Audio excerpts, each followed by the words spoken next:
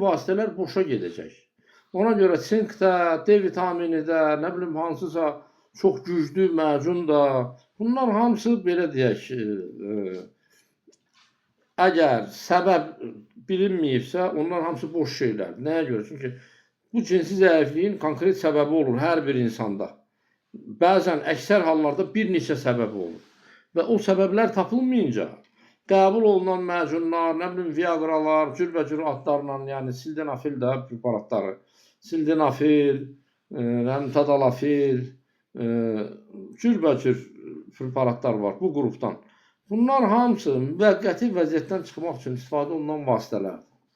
Və bunlar cinsi zəifliyi müalicə eləmir. Cinsi zəifliyi müalicə eləmək üçün birinci şərt onun səbəbini tapmaq və həmən səbəbi aradan qaldırmaqdır. Bu nəyə bənzəyir? Elə bir ki, vedrəni su ilə doldurmaq istəyirsiniz. Su da tökürsünüz, amma vedrə dolmur. Niyə? Orada zədə var, haradasa deşik var.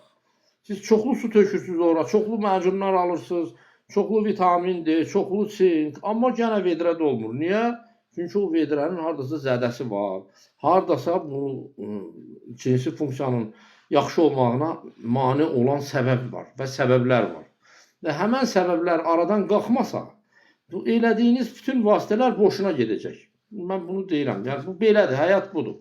Çox nadir hallarda insanlar olur ki, tutaq ki, onda cinsi zəiflik sinkin çatışmamazlığından olur. Yəni, D vitamini, belə bir şey deyək də, biraz bu D vitamini ilə bağlı ajitaj biraz gülməlidir nəyə görə?